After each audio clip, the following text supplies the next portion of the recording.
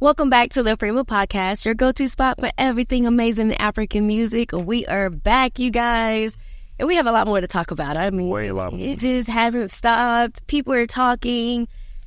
We got a lot to talk about. Okay, let's go. Let's go off of the last episode when we talked about we have to make sure that we're putting out who's the pioneers, who's the founders, or else, Big A said that we'll wake up one day and Netflix will say, Afrobeats came from Oklahoma. That's where it started.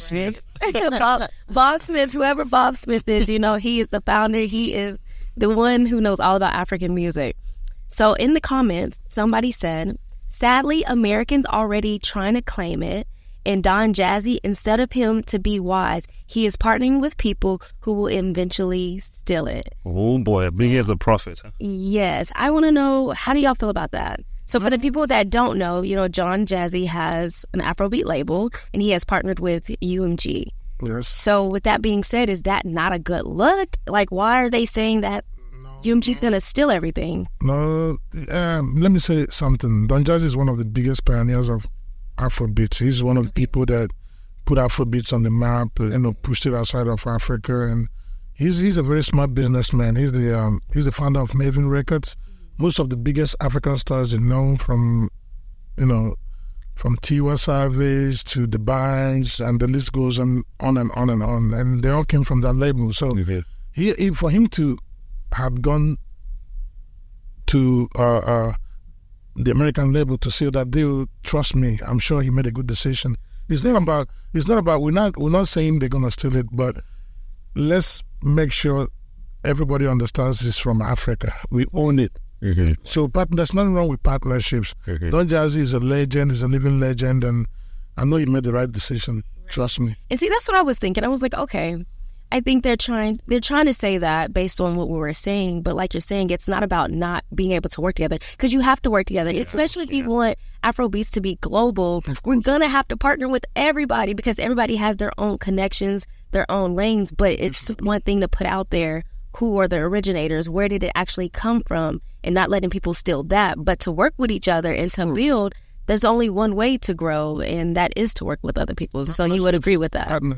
Partnership. Question: do you think he actually Mavin Records went as far as it could? You think he maxed out to where he was like, you know what, if I partner with UMG, it's going to take it to another level? Of course, Mavin Records, they've been working. They've been putting out amazing music, dope records, signing different artists, making them bigger and bigger and bigger. And I think it was the right time. I think he did the deal at the right time. Mm-hmm. So, it's only fair that we give him the credit. Yeah. He's placed his brand to where he became noticeable. Yeah.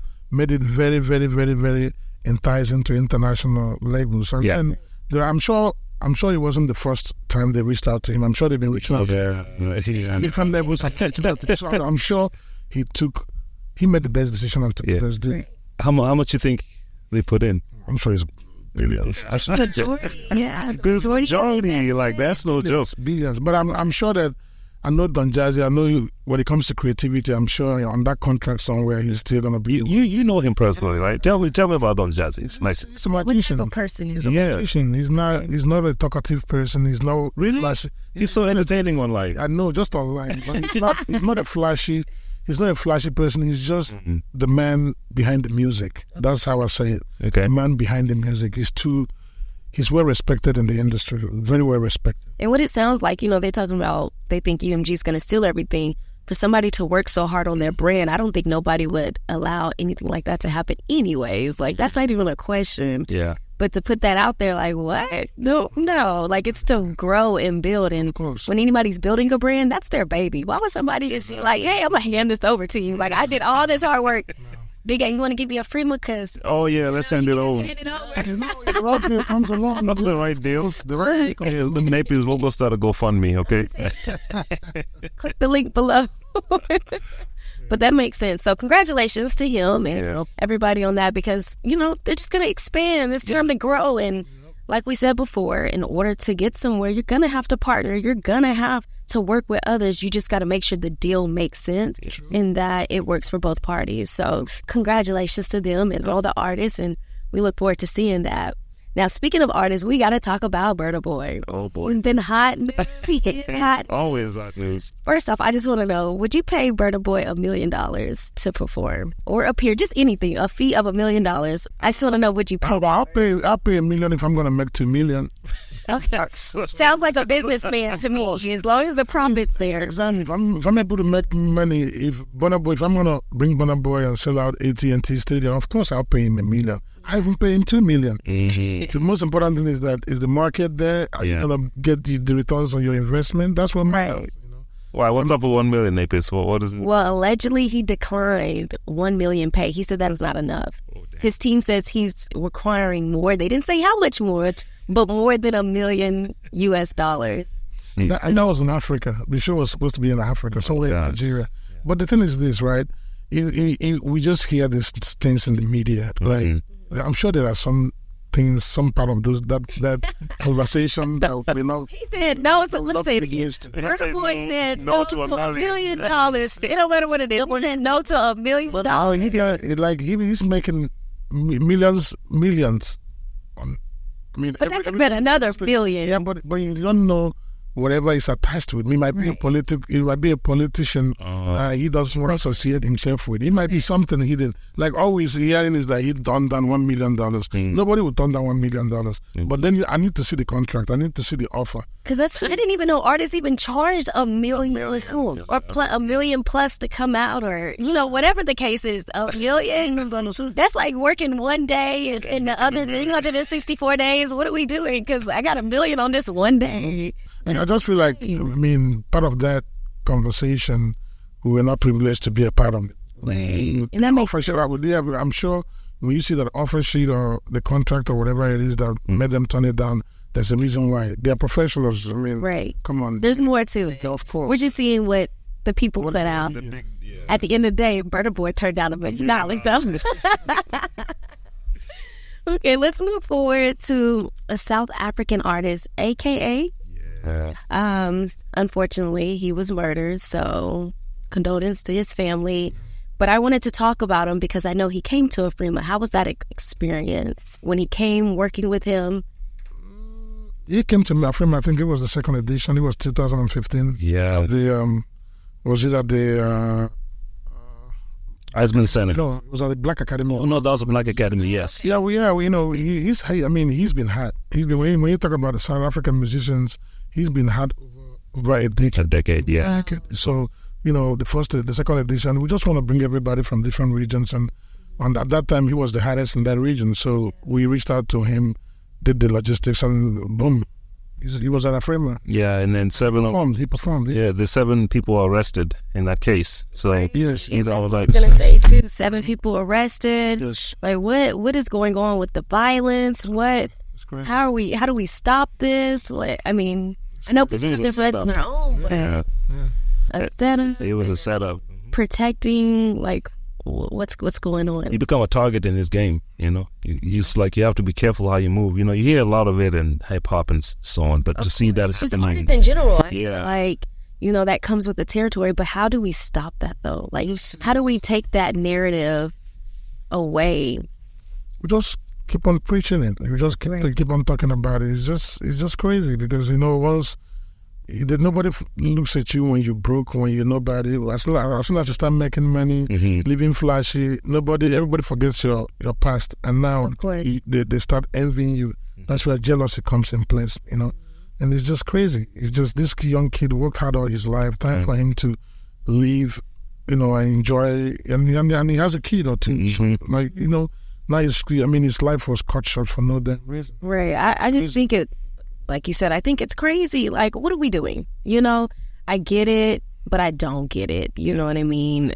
People have their way of doing what they want to do. Yeah. But as far as the artists, they definitely have to move a lot careful, especially depending on what they're saying, what they're putting out there. You don't know who's watching. Yeah. But then forget that. They're living their best life. The people doing it is the real problem. You know what I mean? Yeah. That's what needs to be Good thing those criminals are caught, Because sometimes, with those kind of things happen, they just vanish into thin air, and it's never solved. For a while, I was like, I don't know if they're ever going to find those people. So, especially in Africa. Yeah, jeez. But the thing was caught on video. That's the crazy part, and his manager was killed too.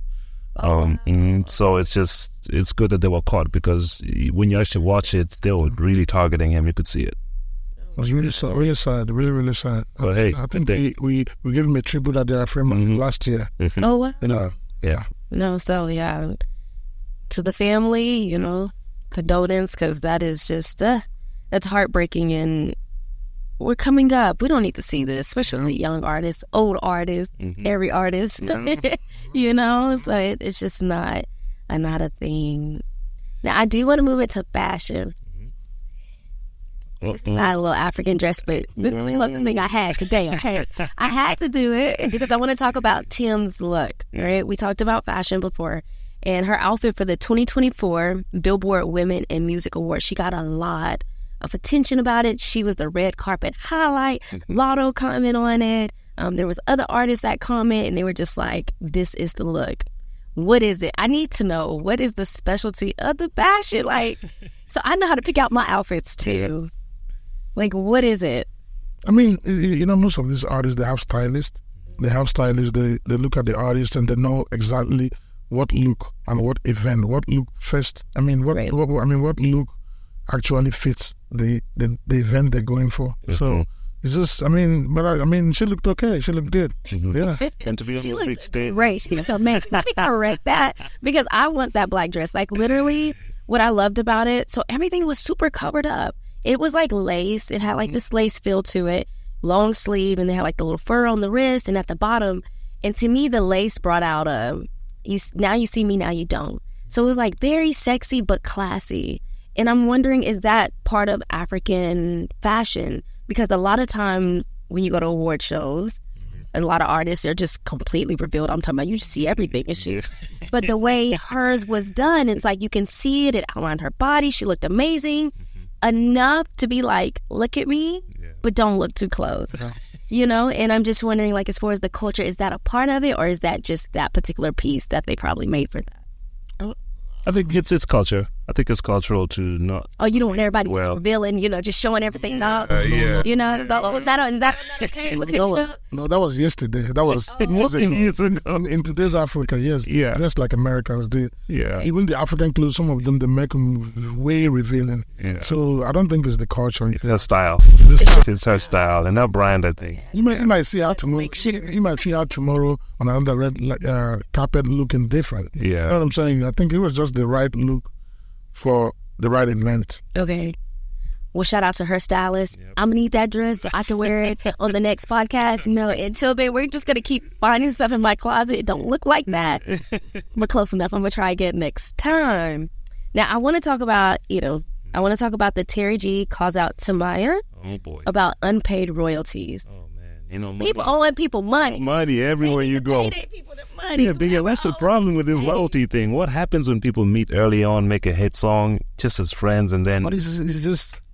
because now everybody's talking about royalties because there's money in music now in Africa. Okay. And back in the days, it's Idem is my friend. I come to Idem and be like, okay, hey, I want you on this record. Idem as my friend doesn't even think about money. He's not even thinking about money. No contract. No contract. Now so now we go in the studio, we make a hit record. 10 years later, 15 years later, you see there's money in music now. Now you're talking about royalties. Yeah. And that's okay. Don't get me wrong. That's okay. But it wasn't the norm. It wasn't the way African music was, collaborations was done back in the days. Back in the days, nobody paid royalties. Nobody paid for nothing. Right. Producers never got paid. No. Songwriters never got paid. Dancers never got paid. Dancers never got paid. Nobody get paid. Yeah, you just walk into a studio, you pay a producer. First of all, if you're a big artist, you walk into a studio, the producer is dying. More than happy to work for you for free. And then the record, boom, it becomes number one record. And then the producer's friends are in his ears, oh, this is a number one record in Africa. Why are you not getting paid? You stupid, you this. Now they go and start beefing the artist. But, the only way to solve this problem is that before you do anything in this industry right now, musically, there has to be something written on paper. Yeah. Okay, so you can't deny anything that is in black. So from the start. So as long as if you're free, why doesn't that doesn't happen enough? Why doesn't? What doesn't? Yeah, like people like, hey, here's a contract, sign it. Because some people are like, oh, you give me a contract. You have to understand that. Let me give you an instance. Okay, let's say I'm a bigger star than you. You are an upcoming artist. You've been dying to work with me. Maybe I have a couple of number one records on the chart, and you've been reaching out to me. Now I give you the opportunity to make a record with me. Boom, the record becomes number one. Dynamics. Now you feel like you're boss. So why am I not making money off this record? But when you were desperate and hungry and begging for this collaboration, you're not worried about the collaboration, man. You know what I'm saying? So they think about that though, like of course. So they need to put the paperwork down, of course, regardless on how bad they want to work with somebody. And then if you're trying to work with a big artist, sometimes don't look at the money. That's me personally. If you are an upcoming artist and you're trying to work with a big artist, there are so many benefits from working with that big artist because you're tapping into that big artist fan base. Yeah. So the money you're getting from royalties, the benefits you're gonna get from that collaborator, from the collaboration, it's not even close to what you're gonna really, Exactly. What you're gonna get. Why are you worrying about the royalties? Get the damn collaboration. Use the opportunity to grow. That's me. Personally. You know what I'm saying? I mean, it makes sense. And then when you go back now and you fighting the artist that made you have to get somewhere. Now you're beefing him. Yeah. You can't even go back to him tomorrow. Yeah. If you needed another collaboration. Yeah. And then you also understand that other artists are also watching. Yeah. So if you reach out to another one to whatever, like, no, I'm sorry. You know what I'm saying? No, the African music industry is still growing. I know we're trying to put everything on paper, in writing and all of that, but it's still not organized. Right. As at this point. Like here in America, every artist has a management team. Even if you're an upcoming artist, B-list, C-list, have somebody that is managing you. Yeah. But you have to understand, some of the upcoming artists in Africa, they manage themselves. Yeah. So they make all the decisions. Nobody is telling them, okay, let's do this. Some of them, they don't even have lawyers. No, they can afford lawyers and money. Oh my gosh. That's an issue. So with that being the issue though, because they're, upcoming, they don't maybe not have the funds to create the team, what is the solution? Do they just find people that are willing to do the work? Like, what is the solution to that? Because if not, then they do have to make all the decisions. They do have to do everything. So for someone that's an upcoming artist, how do they create a team with really no funds, but they're trying to do it the right way though? Or do they just need to... it's not like... do it the right way with yourself. I mean, when I say the right team, you can't build the right team as an upcoming artist, because the reason why you're upcoming is because you haven't blown. Yeah. And nobody really truly believes in you till you make them believe in you. So while you're coming up as an artist, you build a team, even if it's your family members, even if it's your friends, even if shout out to all the moms out there.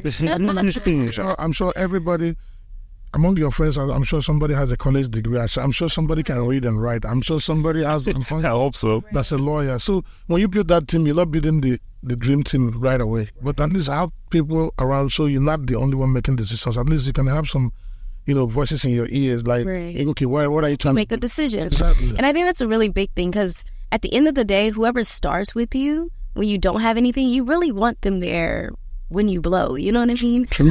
Just because everybody else is going to come when you blow. Yeah. But the people that were there and you didn't have a cent, then they're like, we believe in you. Let's build. They, they're there from the jump. And that happens all the time. It becomes a problem. I feel like you build that first team, right? You get to a certain level. For you to get to that next level, you have to hire a proper team. Yeah. Because people that are around you are people that are not, they're not like in the game. They're not in the game. Yeah. You brought them into the game. Right. But at the end of the day, for you to get to the next level of the game, you're going to need people that are already there. Okay, I'm glad you said that. So let's get into that. Because a lot of people get offended when you have to elevate and grow to the next level. Yep. So how do you make that make sense? No, but your true friends really want you to grow. If you have a child, your dream and prayers for that child is for that child to grow. Not because you don't want the child to live with you forever. Yeah. But as long as that child grows, moves out of the house and still comes home to visit, buys you presents, takes care of you, checks on you. So that's growth. You know what I'm saying? That's so true. the ones that are actually jealous that you're bringing people to take your credit, You need to cut them off. Cut them off. Okay. No. Yeah, because people be like, "Oh, you switched up, you changed," Yeah. and it's like, well, I had to change to get to the next level. Yeah. So how can you criticize somebody for elevating when that was the goal in the first place? And this is also the way I look at it. If I'm willing to grow with you, and I started with you from day one, right? Right. And I see you climbing and growing. What do? I can go take classes. Grow too.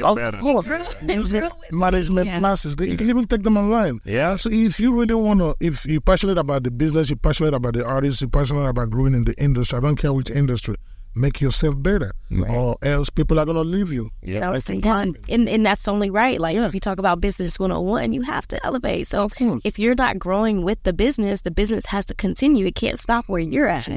So you have to just, jump on it, because it's not stopping. And if it's stopping, and most of the time, the family members, the friends, they get really mad. Oh, he thinks he's better than us. Of course, he's better than you.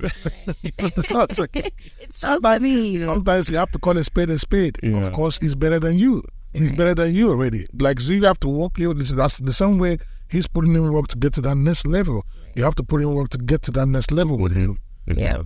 And when you look at it, there are so many labels, so many artists in the Afrobeats. You look at people in their team, they started with them and they're still with them. Yeah. They're not still with them because they are just friends. They're still with them because they're bringing something to the table. Right. Do you understand what I'm saying? You're an asset. If you're going to be one of the boys just hanging out, you have to. You're just draining the well. Right. If you're on the field, you're drinking up everything. You know why I like Davido's team? Mm-hmm. You look at Davido's team, everybody there is young. Mm-hmm. Before I walked with him, I'm looking at it like, who are all these people on your team? You don't need these people. But guess what? Everybody in his group has a role. So I'm going to question you about that. You said everybody is young. The pros and cons to everybody being young. With them being young, can't that make them like inexperienced though? No. You know what I mean? Because if you have older, they're more mature, maybe they have more experience, they know how to move.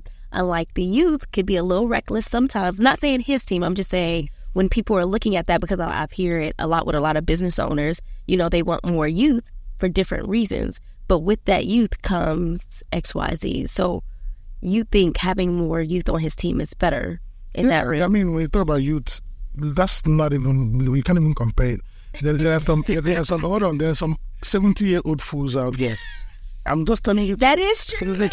And there are some 20-year-old kids that are like brilliant. Genius. You know what I'm saying? Seriously, if you've been behind the scene on a Davido concert, you look at everybody you see on his social media, everybody's playing a role. And the day of the show, they're not even smiling with you. Like, I'm not kidding. Like, everybody is doing something. Yeah. Creativity, like everything you see. They're all pushing in the same direction. You made a good point. Everybody's doing something. Yeah. That makes a great team. And then guess what? Even to the point of when we're backstage in the green rooms had African food, had water, had everything. Everybody was taken care of. And I think one of his cousins, I forgot the name, a lady, she's the one that does his hospitality or whatever on tour. Yeah.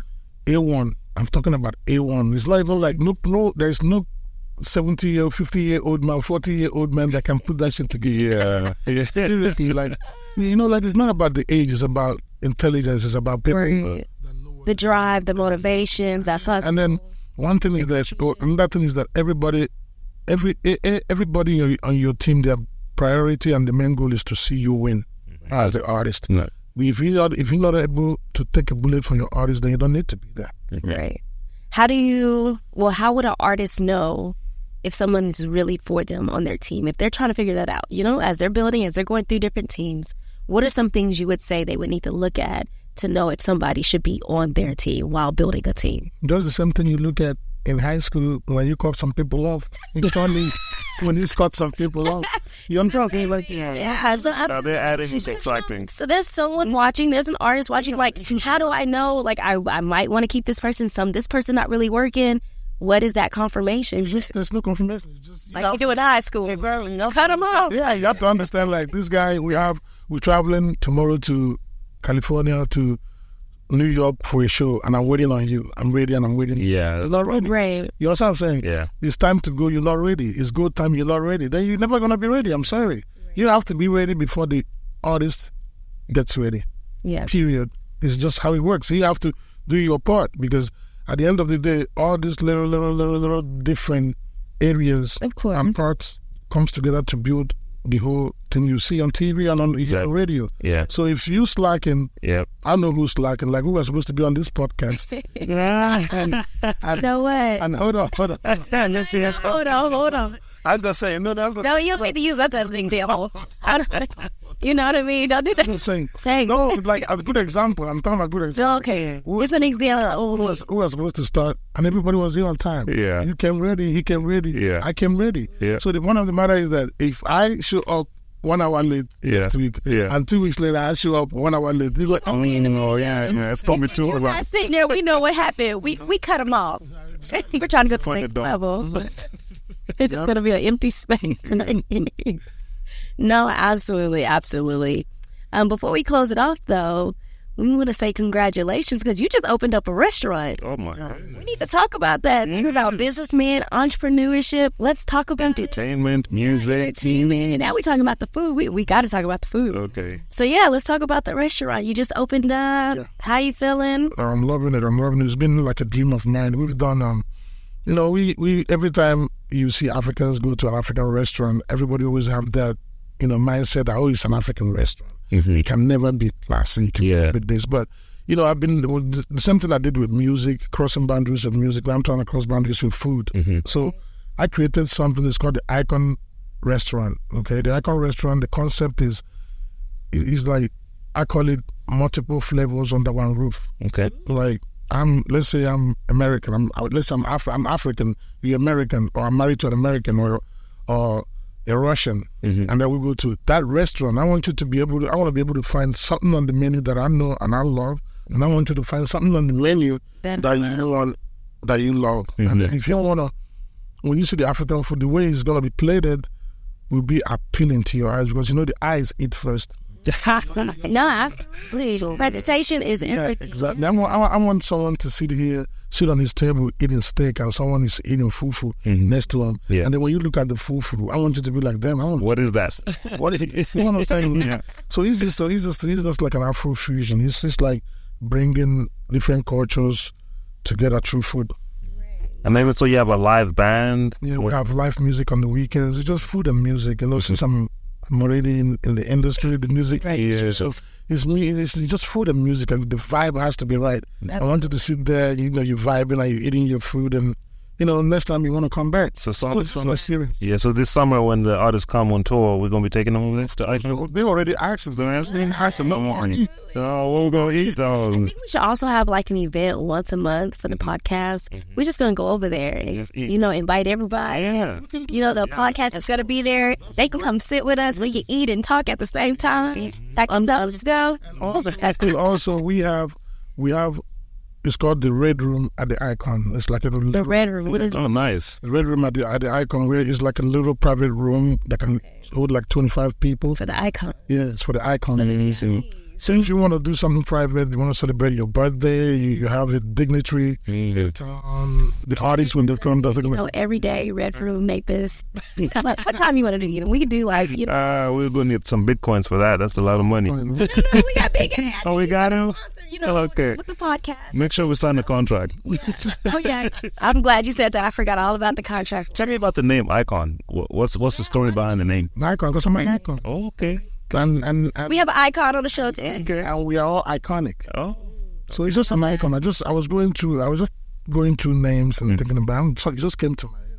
And it's empowering. Yeah, everybody, I don't care who you are, who you say you are. Okay. I believe in speaking things into existence. Yeah. If you say, I'm going to be the greatest human being on earth tomorrow. You speak it. Yeah. But when you speak it, then you're going to walk towards getting there.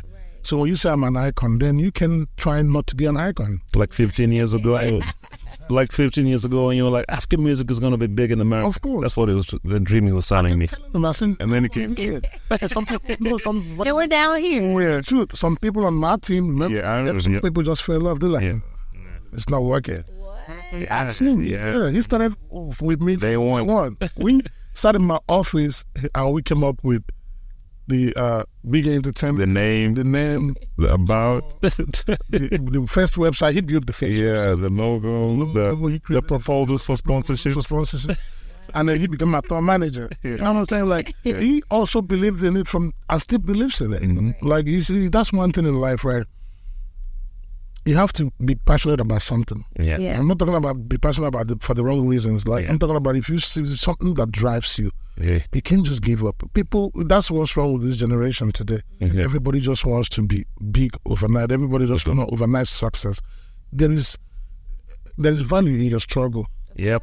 Trust me, if you don't struggle, you would never really have a reason to give God the glory. Mm-hmm. When you struggle, it's not. I don't even call it struggles. It's like you're going to call it.